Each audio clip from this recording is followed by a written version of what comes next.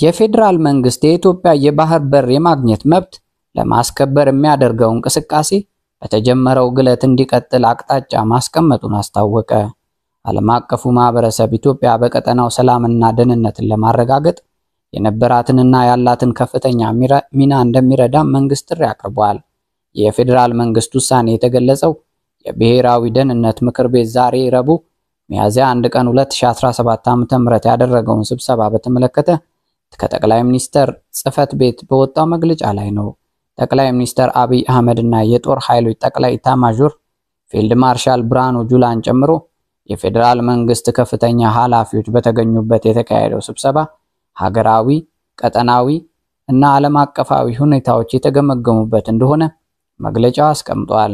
ምክር ቤቱ በስብሰባው ትኩረት የሚሻው ጉዳዮች በሚል ከጠቀሳቸው ጉዳዮች ውስጥ ፍላጎትን በኃይል የማስፈጸም መንገድን የሚከተሉ አካላትን የተመለከተው አንዱ ነው።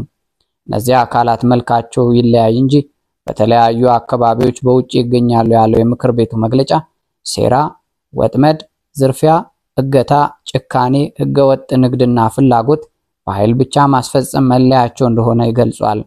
መግለጫው እነዚህ አካላት በሀገር ውስጥና በውጭ እንደሚገኙ የኢትዮጵያ ጠላቶች ጋር እንደሚሰሩም እንዲሁም የሐሰት ፕሮፓጋንዳውን የሚመሩ ክንፎች እንዳላቸውን በመጥቀስ ከሷል።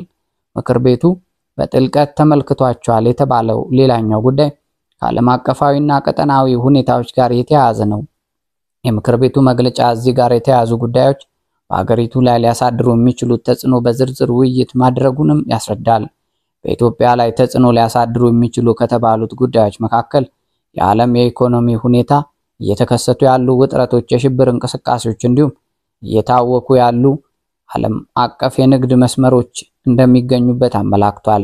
በተጨማሪም እየፈረሱና እየተዳከሙ ከሚገኙ ሀገሮች እየተበራከቱ ያሉ የሳይበር ጥቃቶች፣ እየተነጣጠሉ ያሉ ነባር ዓለም አቀፋዊ ትብብሮች እንዲሁም እየተፈጠሩ ያሉ አዲስ ዓለም አቀፋዊ ጥምረቶችን የተመለከቱ ጉዳዮችም ዝርዝር ውይይት እንደተካሄደባቸው ገልጿል።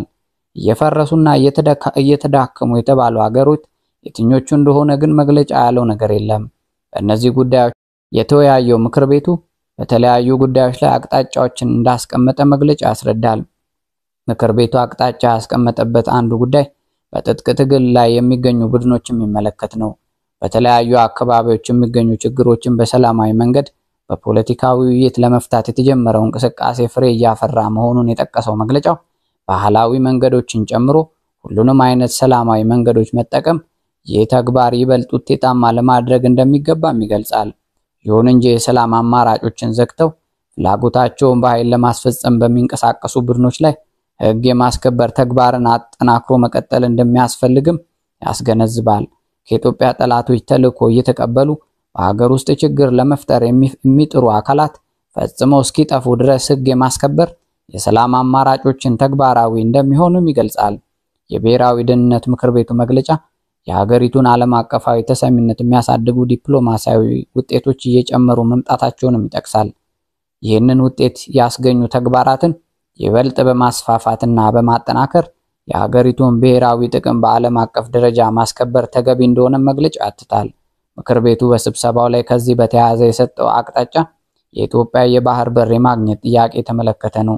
ጠቅላይ ሚኒስትር አብይ አህመድ በተለይም በቀይ ባህር ላይ የባህር በር የማግኘት ጥያቄ የህልውና ጉዳይ መሆኑን ከገለጹ ከ2016 ዓ.ም መጀመሪያ አንስቶ ይህ ጉዳይ በመንግስት ባለስልጣናትና በመገናኛ ብዙሃን በኩል በተደጋጋሚ ሲነሳ ቆይቷል። ጠቅላይ ሚኒስትሩ ባለፈው መጋቢት ወር ላይ በህዝብ ተወካዮች ምክር ቤት ተገኝተው ማብራሪያ በሰጡበት ወቅትም የባህር በር የማግኘት ጉዳይን አንስተው ነበር። ከዚህ ቀደም ኢትዮጵያ ቀይ ባህርና የአባይ ወንዝ ውሃን በተመለከተ ያላት አቋም በጎረቤት ሀገራት ዘንድ ግልጽ እንዳልነበሩ የተናገሩት ጠቅላይ ሚኒስትር አብይ አሁን የባህር ጥያቄ ማንሳት ነውርነቱን አቁሟል ሲሉ ተደምጧል። የዓለም አቀፉ ማህበረሰብ አቋምም በዓለም ላይ ትልቅ ሀገር ሆኖ የባህር በር የሌለው የለም፣ ስለሆነም በሰጥቶ መቀበል መርህ ሊሆን ይገባል የሚል ነው ሲሉ ተደምጠው ነበር። የብሔራዊ ደህንነት ምክር ቤቱ መግለጫ መንግስት በተደጋጋሚ እያነሳ ያለው የባህር በር የማግኘት ጉዳይ በተጀመረው ግለት እንዲቀጥል የሚያስችል አቅጣጫ ማስቀመጡንም አስታውቋል። የኢትዮጵያ የባህር በር የማግኘት መብት ለማስከበር ዲፕሎማሲያዊ፣ ህጋዊ እና ሰላማዊ መንገዶችን መሰረት አድርጎ የተጀመረው ስራ በተጀመረው ግለት እንዲቀጥል የሚያስችል አቅጣጫ ተቀምጧል ሲል ውሳኔውን ገልጿል። ኢትዮጵያ በአሁናዊ የዓለም ፖለቲካዊና ኢኮኖሚያዊ ሁኔታ ውስጥ የፖሊሲ ነፃነቷን አስጠብቃ ጥቅሞቿን አስከብራ ተገቢ ሚናዋን እየተጫወተች መሆኑንም የሚጠቅሰው መግለጫው ሀገሪቱ ዓለም አቀፋዊ ፈተናዎች ሁሉ ተሻግራ ተገቢ ሉዓላዊ ደረጃዋን እንድትይዝ የሚያስችል ጥበባዊ አመራር ተጠናክሮ ይቀጥል የሚል እምነቱን ገልጿል። የዓለም አቀፉ ማህበረሰብም ኢትዮጵያ ሰላምና ደህንነትን በማረጋገጥ ረገድ በቀጠናው በአህጉሩና በዓለም አቀፍ ደረጃ የነበራትና ያላትን ከፍተኛ ሚና ተረድቶ የሚያደርገውን ድጋፍ አጠናክሮ እንዲቀጥልም ምክር ቤቱ ጥሪውን አቅርቧል።